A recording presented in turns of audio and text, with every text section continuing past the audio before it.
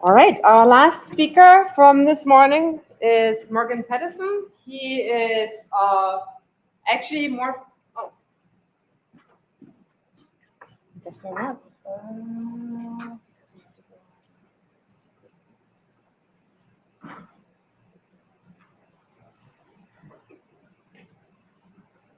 There we go. Morgan has been involved in actually designing LEDs, so he has much expertise on the end of actually the technology, and also is consulting with the Department of Energy. Thanks for having me. This has been really great to see kind of the convergence of thinking. What we're going through really is kind of a simultaneous new appreciation for the role of light in biological systems and in human health, and also a new technology that's hugely impactful and capable of giving us what we now know we need. I mean, basically, our understanding of lighting has always been limited by the technology of lighting, incandescent bulbs, fluorescent bulbs, HID. So there wasn't a lot of incentive to say, oh, what if we did this with lighting when we really couldn't do this or that with lighting at scale. So now we have this new technology that's just really changes the game in terms of what we can deliver, where we can deliver it, when it's delivered, and also it's hugely energy impactful and just a really big change. It's a revolution we're going through that's like kind of a slow moving revolution, but it's I'd say a once in a century kind of change we're going through. So that's what's cool about this topic. And then you layer on top of it the human health and the animal understanding, and it's really pretty fun. Let's see. So I'm just gonna go through my background a little bit, but really the important thing here is that person I'm with there is Shuji Nakamura. He got the Nobel Prize in 2014 for inventing in physics for inventing the blue LED. And that he's really the person where this whole revolution came from. You couldn't have any LED lighting without the blue LED. He invented the white LED. So my symbol here is a white LED spectrum. It's a blue pump with the phosphor on top. And I was lucky enough to work with Shuji at UC Santa Barbara. That little guy with me, he's 17 now, looking at colleges. So it was a little while ago. But yeah, this is what I've spent my career working on, is making LEDs. I've made lasers, making UV LEDs, and then taking that and working with the Department of Energy to guide policy and R&D to save absolutely more energy than any other efficiency program could even dream about within the DOE. And lighting has special challenges because you are working with people, and people have strong feelings about lighting and also strong physiological needs with lighting. So it's different than being more efficient with electrons. There's the whole human element adds a huge complication, which makes it more fun. Other stuff I'm working on is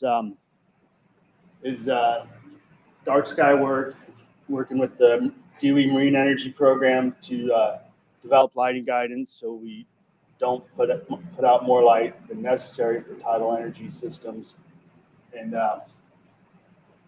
chair of the IES Outdoor Nighttime Environments Committee, so hopefully we can develop guidance for light at night to reduce light pollution. People kind of have two mindsets with lighting. More is better is a historical perspective for light at night. Now we know more is better for light during the day, and less is better for light at night. And that's actually a pretty big cultural shift for the lighting industry. Also dabble in horticultural lighting and some various product development that has been discussed here. So here's kind of a big picture perspective on the revolution we're going through. We're jumping from 15 lumen per watt lamps, and lumens are a whole nother topic we can talk about. It's a problem in the lighting industry, that characterization, but the progress with LEDs now are that we can do 220 lumen per watt LEDs at the LED level. So much more efficient than any previous lighting technology, or I should say efficacious, also more efficient. Of course, if you have an LED, this is something to keep in mind that's at a certain level. When you put it into a fixture, the efficiency is going to be less. There's fixture losses. And characterization of LEDs and performance has actually been a big problem in all types of research as we've moved along. So there's two basic architectures, and they've been discussed already. There's the phosphor converted architecture, which is a blue LED with the phosphor optical conversion material on top, which takes some of the blue photons and turns them into yellow and red photons. The other basic approach is a color mixed LED, which is where you use blue, green, red, and amber LEDs directly emitting that light, and you don't have phosphor conversion losses. So that has a higher potential efficacy, up to 325 lumens per watt, if we could get all the LEDs optimized and do the material science and understand how to improve the efficiency of those. And now, since it's been mentioned a little bit, there are hybrid approaches to these approaches. First of all, there's the violet pump approach with 3 phosphors, which has been was pioneered originally by GE, the Bio product, and then re-pioneered by Sora, a startup. And then there's also the idea of using a phosphor converted approach, but with a direct red LED, which is actually a really good idea. It gets you a nice benefit and efficacy and color. So there's pretty much, it's not an exaggeration to say LEDs can give you any color you want, any combination of color. And that's like a new concept, a new capability. You have to engineer that into the system. You have to pick the LEDs. Not every LED you can buy, or you can make more colors than the LEDs you can buy. You can get more functionality than the lighting products you can buy. So you gotta get to the next level of working with someone to engineer these systems. So LEDs are more efficient, more efficacious, and that leads to one element of energy savings, where you can say, I want to provide the exact same light, the same amount for the same duration, and just do it more efficiently. And that's where most of our energy savings has come from. But there's also this idea that I want to use less light and more precise light, and not have it on as much, and more effective light, which means you can reduce the total number of lumens and do the same lighting job. You can not emit light upward and waste that light, which also has ecological consequences. You can use a better color of light that's more effective for the function of the light. So this picture just shows all of those aspects. On the left there, you see the high pressure sodium lights emitting upward. You see them having hot spots. So when you design this roadway, you have to design for the minimum light levels between the poles. And when you don't have good optical control of the light source, you end up overlighting right underneath the pole just to meet the minimum levels. So this is a way to reduce the total amount of light with better optical control and just do a better job. And that's actually a pretty big additional energy savings if you apply this mindset to indoor lighting or any other lighting installation. So Elka asked me to talk a little bit about government efforts with this technology. I've been with the DOE since 2006. Seen a lot of different activities and policies happening. The first thing we had to do was measure lighting performance with LED technology. That didn't exist in the past. Fluorescence was all relative based measurements. How did one lamp compare to the standard lamp? So IES LM79 is a new test standard for measuring LED light sources. It works for any light sources. It is a photometric test standard, which means you're measuring, or you're outputting the data in lumens and lumen-based metrics, but it can also be used to provide radiometric or even photon metric results. It's just a little bit of math. LM80 is a reliability standard. TM30 is a new color standard to get us past using CRI. It's color fidelity. So this is just like a very small sampling of all of the new standards and guidance that have come out with the technology that have been totally necessary. There's the lighting facts effort, which the DOE pioneered, which we called it the cereal box label for lighting. Is based on that to educate consumers about how to make lighting selections. This doesn't give you very much information, but it's still often more information than consumers can really digest. It just shows the new range of capabilities and the variations of products was an initial challenge with LED technology. There was the L Prize effort in 2011, which was a prize sponsored by the DOE. Philips got $5 million for winning the prize. That light bulb developed in 2011 is probably still the best light bulb ever made. It's a great light bulb. Problem was it cost $50. Everyone likes a 50-cent light bulb, but it cost $50. And I'd say it was worth it. It's just an exceptional bulb in terms of efficacy, color, light distribution. Let's see. DOE is still working in this topic. There's R&D efforts across the board. There's a R&D roadmap, which I lead.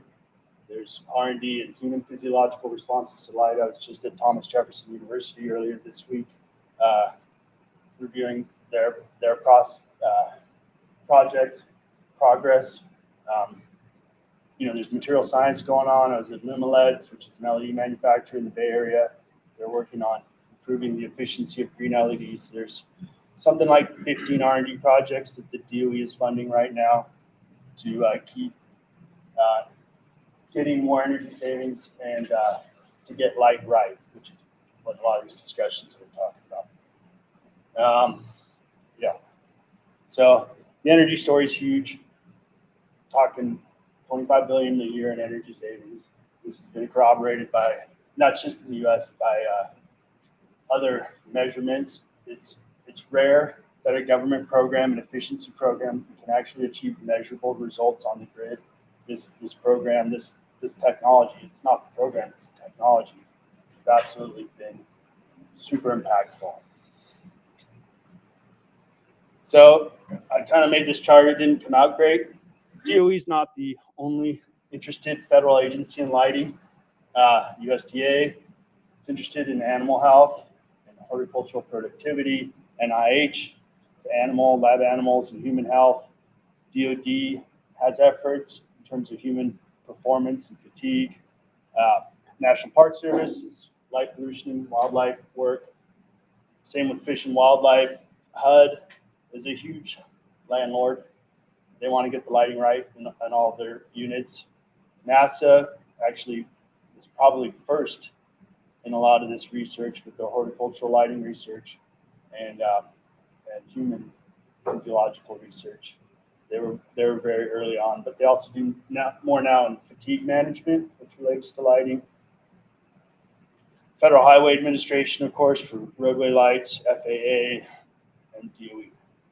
So all these different agencies have different elements of interest that line up with their various missions. So this has come up a bunch. I think the more important point is these new physiological understandings coincide with the development of the new technology. We have to manage that and figure out what that means and what that's going to look like, and do all of that within the context of the built environment and how quickly the building industry moves and changes. How quickly architects can come around and understand these new elements. This is more efficiency information broken down by different colors of LEDs, which require different materials, different structures. And there are trade-offs between colors and efficiency. This is just a cool product. It's a horse light designed to affect the hormones in horses so that they give birth as as close to January 1st as possible, so they're as competitive as possible in thoroughbred horse racing. It's kind of a funky product. It's just a one eye. It's like a pirate patch. So that their other eye they can still go outside and get exercise and everything. It's a company called Equiloom. Of course, vertical farming's pretty hot stuff right now. It's absolutely enabled by LED technology. There wouldn't be vertical farming without LED technology. It's so much more efficient than fluorescent for horticultural lighting. The issue is that the conversion of photons to biomass is pretty well understood, and the cost of the photons to generate biomass is prohibitive for most crops. That's just the bottom line, and it's not going to change a lot as LEDs get marginally more efficient.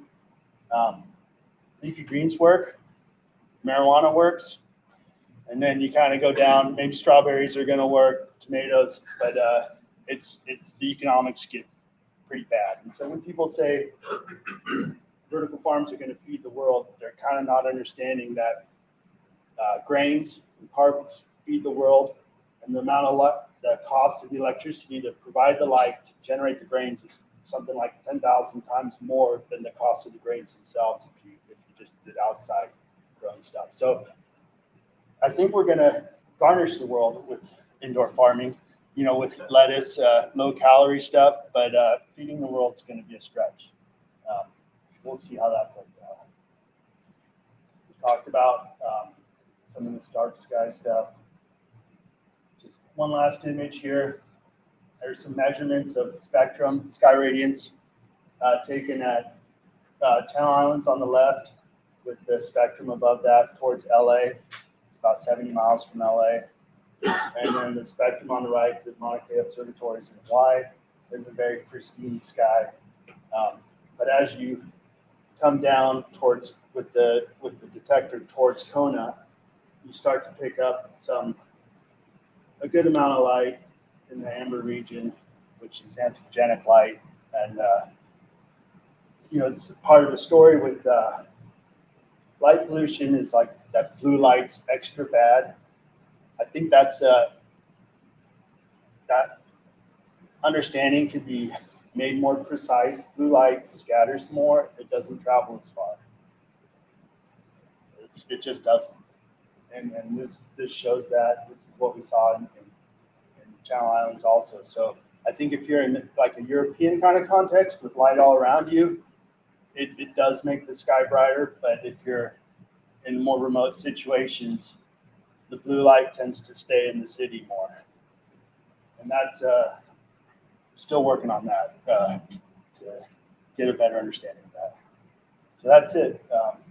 Just kind of shot through some stuff there. Thank you. Oh, one last thing. Todd reminded me of something, talking about small molecules. So most of us have OLED displays on our phones. OLEDs are potential lighting technology, organic LEDs. There's a professor here at University of Cincinnati, Andrew Steckel, who used salmon DNA in OLEDs as a electron blocking layer as part of the OLED structure. It was just pretty cool. Kind of a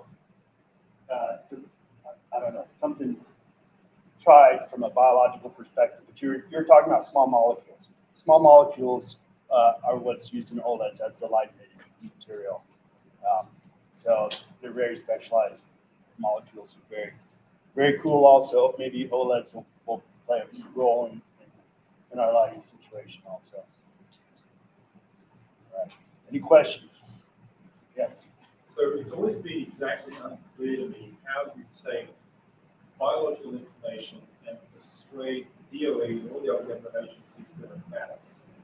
So you also have some experience within these groups. Yeah. So can you explain to me how to get that done?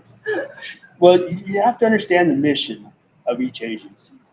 The agencies really have to be true to their mission. And the Department of Energy mission, at least in the lighting R&D program, is save lighting energy. Now, that said, you know, and we had to come to terms with this. The management didn't like this, but you have to save lighting energy while accommodating human health, occupant health. You have to. So that, you know, we kind of were butting heads with the management. They didn't want to do human research.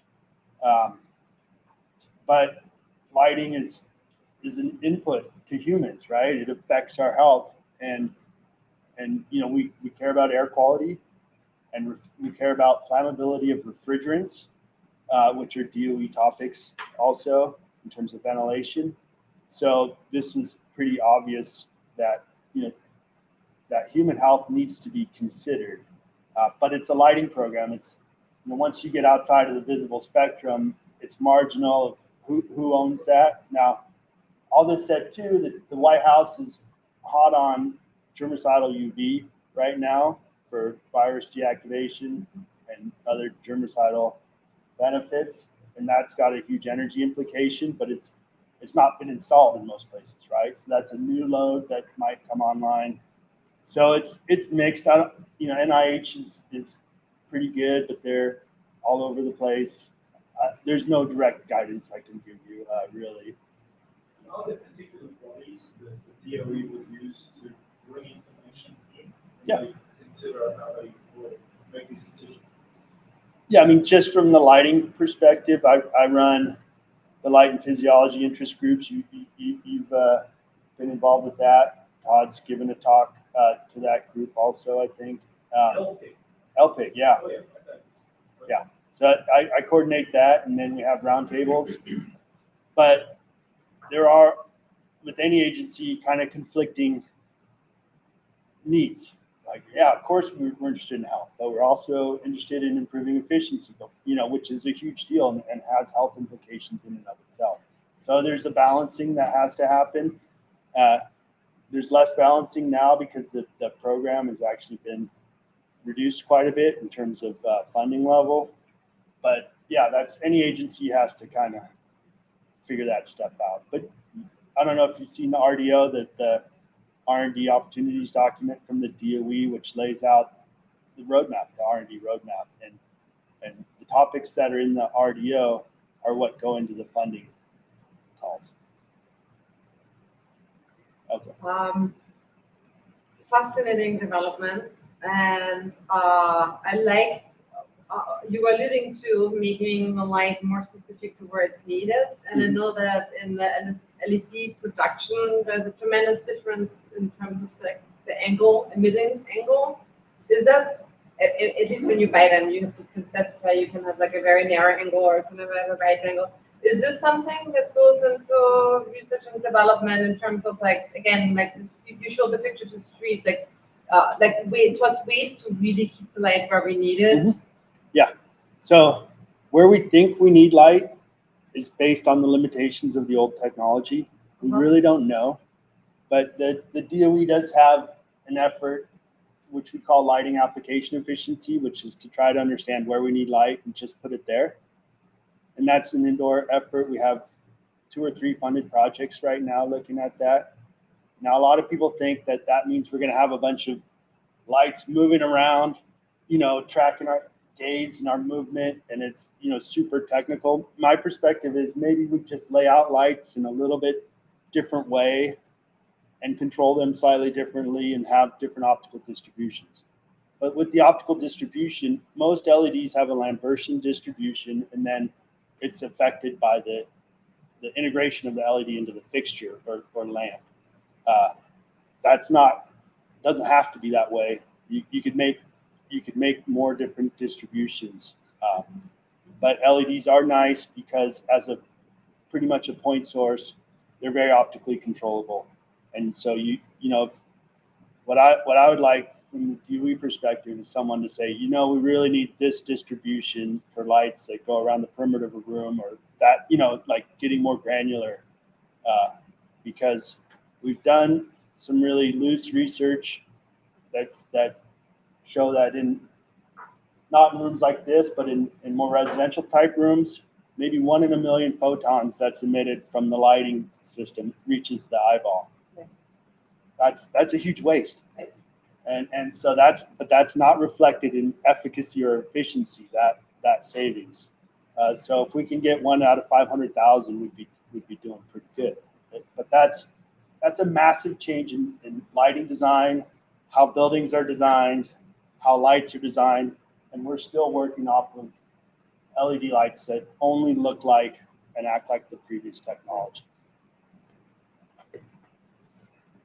Yeah. Just a quick comment on that statistic you just provided. I think one of the themes emerging here is that counting what goes into the eye might not be the best way of thinking about how the light is affecting us, right? You know, so skin surface, etc. We're much more conscious of the light as something assisting vision, but there's all these off-target effects. Yeah. So, yeah, I'd be curious to start calculating those kinds of Sure. efficiencies by thinking about skin Sure. surface, etc. Yeah, that's tricky, but yeah, almost everything I talk about is eye mediated, and of course there's more to it than that for sure. But I think that's most of it. Most of what we are going to be trying to design to. I did hear a talk about an little IR source on a desk lamp, a study, and yeah, there are questions: is it an eye mediated effect or skin mediated effect? And then, we're wearing clothes, what's going on? And, there is IR that comes through the window in the summer, so they weren't seeing any effect in the summer. But yeah, it's holistic, really. And I think one of the themes that came out here is we all just need to go outside more. And architects need to help us to go outside more with the building designs, because there are compromises with being inside. There just are, and they're going to be less than they used to be, but they'll never go away fully. Great. On that note, thank you again.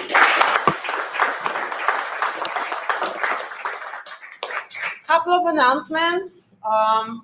Bathrooms are like on the other end of this hallway. There are also some through these doors and around behind the wall. Okay, so some back there too.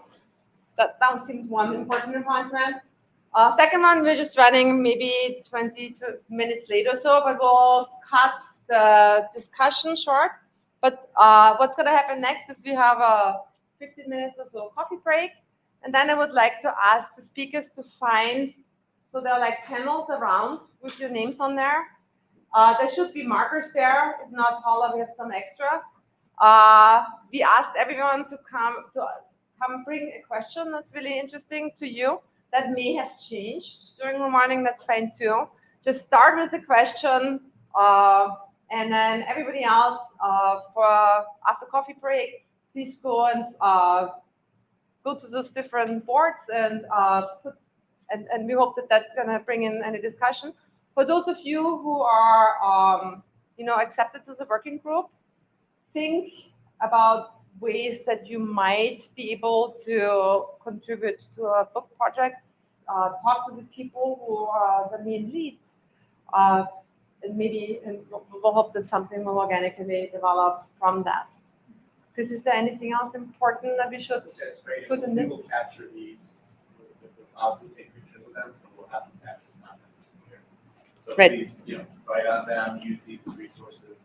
So maybe if there's a conversation happening that you don't want to interrupt, it's okay to write on the board and maybe come back to that conversation if you find a different one. But yeah, we want it to be sort of organic and interesting, and pose interesting questions too that you might not be able to ask in our short. And we will continue online streaming for our afternoon session at 1:30 in the afternoon. So I'm turning this off now.